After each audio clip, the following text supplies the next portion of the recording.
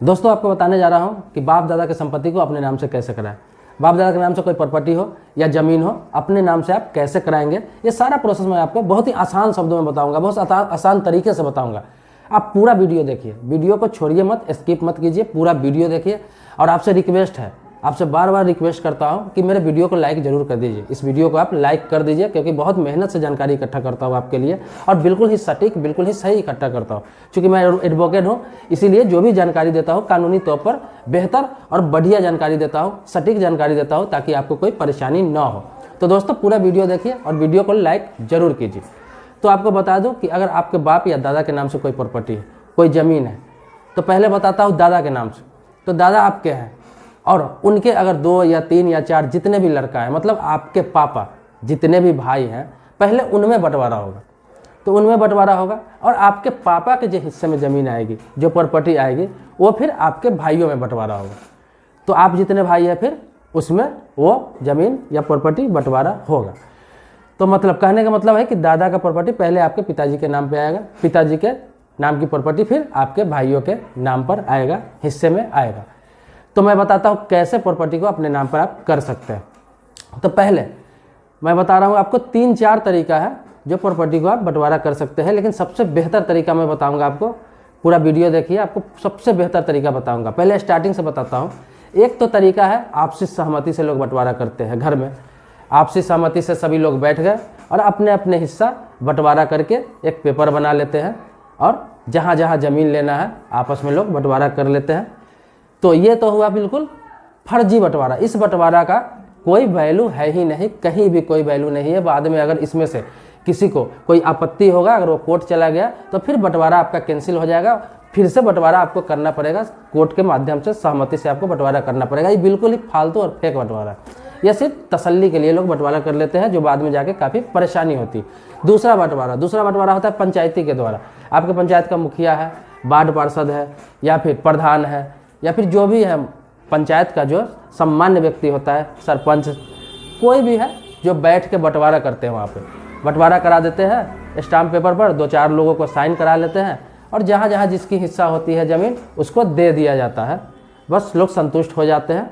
उसके आधार पर ना आपका दाखिल खारिज होता है, ना मोटेशन होता है, ना आपके नाम से रसीद करता है, सिर्फ बंटवारा हो जाता है। फिर 1 पीढ़ी 2 पीढ़ी बाद बहुत लड़ाइयाँ होती है, बेकार में परेशानी होती है, कोर्ट कचहरी का चक्कर लगाना पड़ता है। फिलहाल तसल्ली के लिए अपने जीवन में तो आप बंटवारा कर लेते हैं, लेकिन बाद में काफ़ी परेशानी का सामना करना पड़ता है। तीसरा जो बंटवारा मैं आपको बताने जा रहा हूँ, बिल्कुल ही सिक्योर बंटवारा है, बिल्कुल सुरक्षित बंटवारा है। इसमें कभी ना कोई धांधली होगा, ना ही बेईमानी होगा, ना ही कोई लड़ाई होगा, ना ही कोई किसी को परेशान कर सकता है। ये जिसको जहाँ मिलेगा वहाँ पर उसको लेना होगा, और अपने हिसाब से अपने ज़मीन पे ही कब्जा करना पड़ेगा। सबके अपने अपने नाम से ज़मीन हो जाएगा, कभी कोई किसी पर दावा नहीं कर सकता है। तो ये तीसरा और चौथा 2 बंटवारा बताऊंगा जो बिल्कुल ही सिक्योर है, दोनों में से कोई आप करा सकते हैं। तीसरा बंटवारा ये है कि आप अपने दादा का संपत्ति या पिता की संपत्ति अपने नाम पर कराने जा रहे हैं। तो आपको करना क्या है कि जितने लोग आप हैं, जैसे दादा की संपत्ति आपके पिता के नाम पे आ गया हुआ है, या फिर पिता ने खरीद रखा हो, कोई भी किसी तरह का प्रॉपर्टी है जो आपके पिता के नाम पर है, उसको करना क्या है कि आप 2 भाई हैं, 3 भाई हैं, 4 भाई हैं, जितने भी भाई हैं, वो सभी भाई पहले इकट्ठा हो लें, और अपने ब्लॉक या फिर तहसील या फिर अंचल कार्यालय, ये तीनों में से कहीं भी, आपके यहाँ अलग अलग बोला जाता होगा, सभी जगह सभी अलग अलग नाम है। तो आप वहाँ जाएंगे, सीओ को एक आवेदन देंगे। वहाँ सीओ बैठता है, इसको सर्किल ऑफिसर कहते हैं, अंचलाधिकारी हिंदी में उनको बोलते हैं। उसके पास आप बंटवारा के एक आवेदन देंगे, वहाँ पे बंटवारा का आवेदन देंगे। उसके बाद वहाँ से सीओ आपके घर पे जो ज़मीन है, जहाँ पे प्रॉपर्टी है, संपत्ति है, वहाँ पे एक अधिकारी को भेजेगा, लोकल अधिकारी को। वह जाकर वहाँ पर देखेगा स्थिति को, और फिर आपका पेपर देखेगा, कागजात देखेगा। उसी आधार पर वहीं पे नक्शा बना के आपको ज़मीन बता दिया जाएगा कि फला को यहाँ मिल रहा है, उस भाई को वहाँ मिल रहा है, उस भाई को वहाँ मिल जाएगा, सबके सहमति से। अगर आप चाहें तो बता भी सकते हैं कि हम लोग इधर इधर लेना चाह रहे हैं, उस हिसाब से वो बंटवारा करके सभी भाई को वहीं पर कर देगा।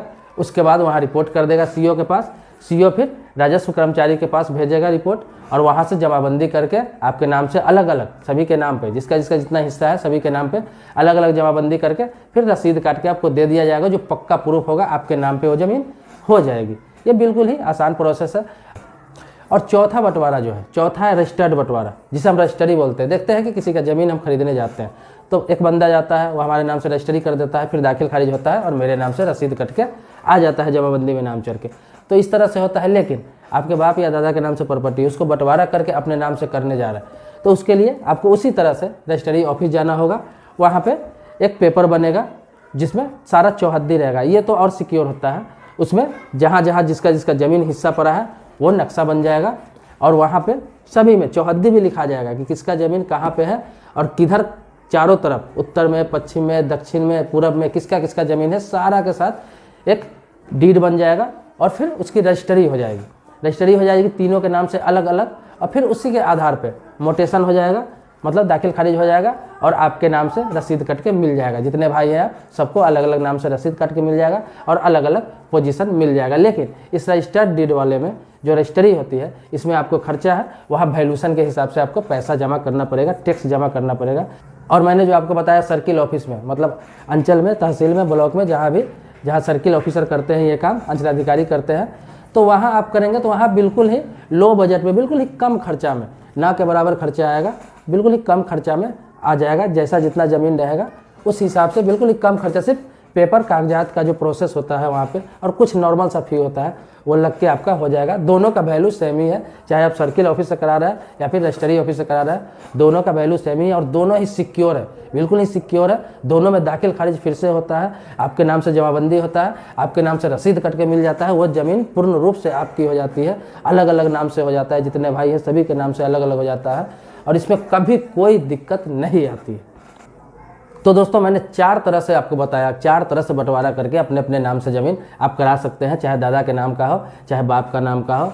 आप अपने इस चारों तरीके से अपने नाम से ज़मीन प्रॉपर्टी को करा सकते हैं। सभी भाई अलग अलग अपने नाम से करा सकते हैं, जिसमें कभी कोई विवाद नहीं होगा, भाइयों में आपसी भाईचारा कभी खराब नहीं होगा, कभी लड़ाई नहीं होगी ज़मीन संपत्ति के लेके, अगर अपने नाम करा लेते हैं तो। इसमें जो पहला तरीका, दूसरा तरीका मैंने बताया, जो आप सहमति से कर रहे हैं, खुद के सहमति से या फिर पंचायत के सहमति से कर रहे हैं, ये दोनों तरीका बिल्कुल ही बेकार है। इन दोनों तरीका से आपको बाद में बहुत परेशानी होने वाली है और जितना भी अभी परेशानी हो रही है, जितना केस मुकदमा हो रहा है, इसी वजह से हो रहा है क्योंकि लोग रजिस्टर्ड बंटवारा नहीं करते हैं, सर्किल ऑफिस से बंटवारा नहीं करते हैं या फिर रजिस्ट्री करके बंटवारा नहीं कराते हैं, इसीलिए परेशानी होती है। अगर इस तरह से बंटवारा किया जाए, अपने नाम से ज़मीन करा लिया जाए, तो फिर कभी कोई दिक्कत नहीं आएगी। दोस्तों ये वीडियो आपको कैसा लगा? अगर अच्छा लगा हो तो आप मेरे चैनल को सब्सक्राइब कर लीजिए। अगर आपने नहीं कर रखा है तो कर लीजिए। अगर आपने सब्सक्राइब कर रखा है तो आपको बहुत धन्यवाद देता हूं मैं।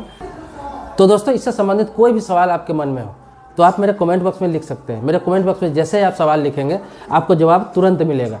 थोड़ा सा वेट करना होगा आपको, 1 घंटे में हो, 2 घंटे में हो, 3 घंटे में हो, लेकिन उसी दिन जिस दिन आप कमेंट करेंगे, जिस दिन आप सवाल पूछेंगे, उसी दिन में, उसी की डेट में आपको जवाब जरूर मिल जाएगा इससे संबंधित। इसीलिए दोस्तों आप मेरे कमेंट बॉक्स में सवाल जरूर करें।